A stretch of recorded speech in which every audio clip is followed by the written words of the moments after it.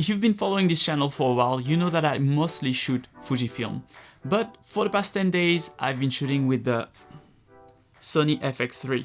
So in today's video, I want to share with you what are my thoughts about the Sony FX3 and what are the good points and the bad points that I see in both Sony and Fujifilm ecosystem. On the Sony FX3, you have mounting points that you can basically screw some items in. So I think that this is an extremely good design because it allows you to have some accessories mounted to your camera without necessarily having to get a cage.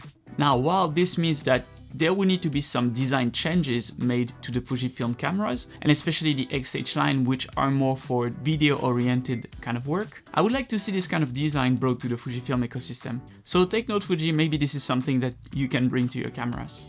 Number two, let's talk about the autofocus of Sony, and this is no surprise. The autofocus performance of the FX3 and other Sony cameras is extremely good.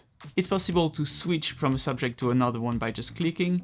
The autofocus will track that subject and will not go to another one. And this is a missing feature that I see in the Fujifilm ecosystem. While the autofocus works pretty well when you have one single subject at a time, once you're in a crowded place and you want to basically the camera to take over and to just track a subject that you select, it kind of gets complicated sometimes. While the Sony, you basically click on the subject and that subject will be recognized and tracked the whole time. So definitely a plus there. This is the 10-24 APS-C from Fujifilm, and this is the 20-70 from Sony.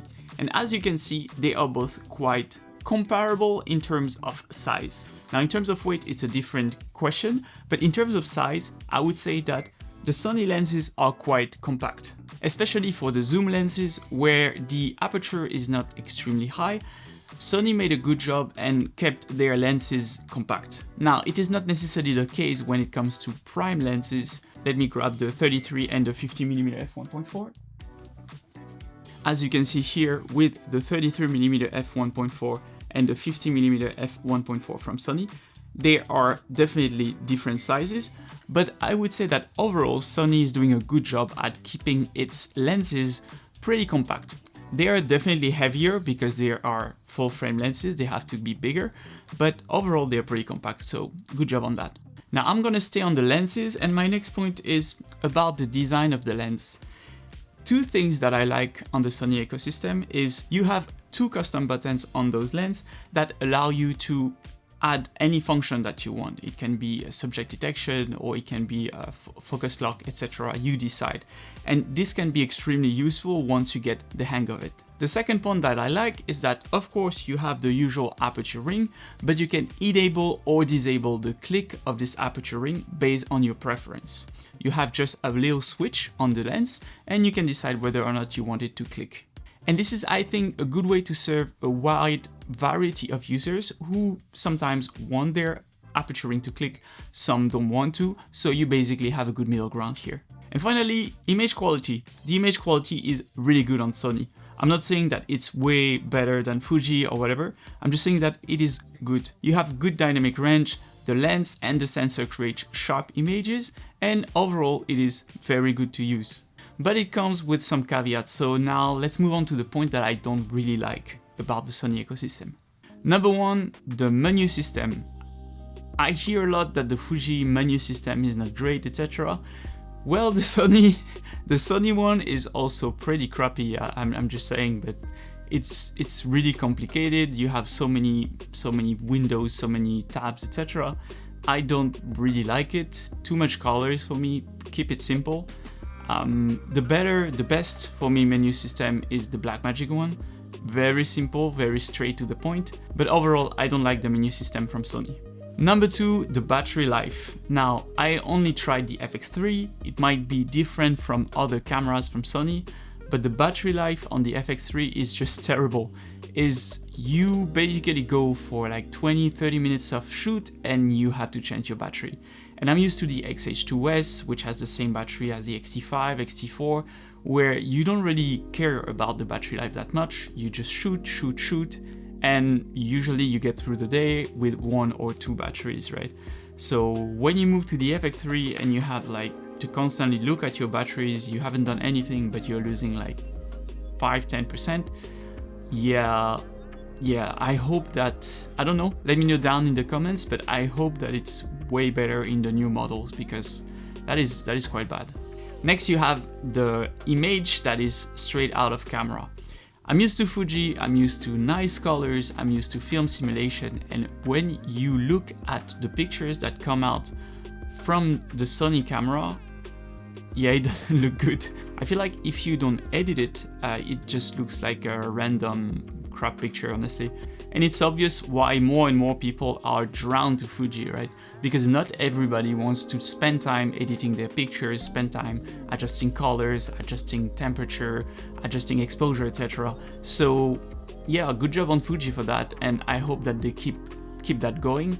Sony might need to work more on some color profiles and some ways to make their picture better straight out of camera. That way they would be able to attract more people, I feel. Now let's talk about weight. I say that I like the fact that the lenses are compact, but they are much heavier. Now let me just grab a little scale. Let's use that. Very scientific method. Up. So the 10-24 is about 450 grams, and the same lens from Sony is about 550 grams or so 100 grams more. Then we have the prime, right? So the 51.4 from Sony is, which is considered as a more compact prime, is at almost 600 grams compared to the 33mm f1.4, which is at 400 grams. Now you might say, yeah, that's not much, that's okay, that's like only 200 grams.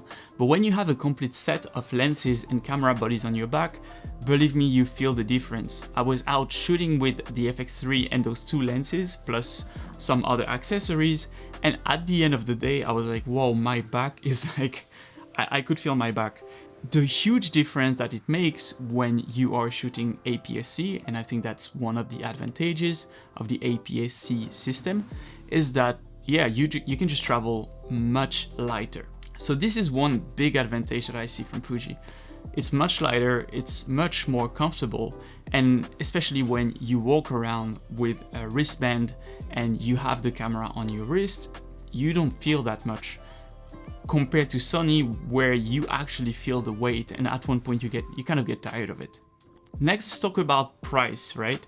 The Fuji is at 2.5K, the FX3 is at 3.8 or 3.9K.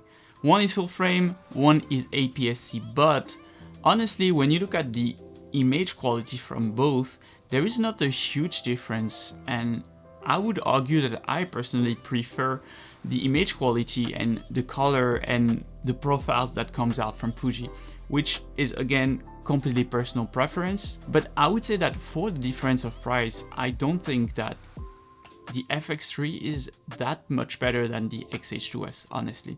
Now don't get me wrong, overall I enjoyed trying the FX3. I think it's a good camera and you can do amazing things with it. There are a lot of creators on YouTube that you will see using this camera and create amazing work with it. I only spent 10 days with it just to try it out, and that is my opinion so far.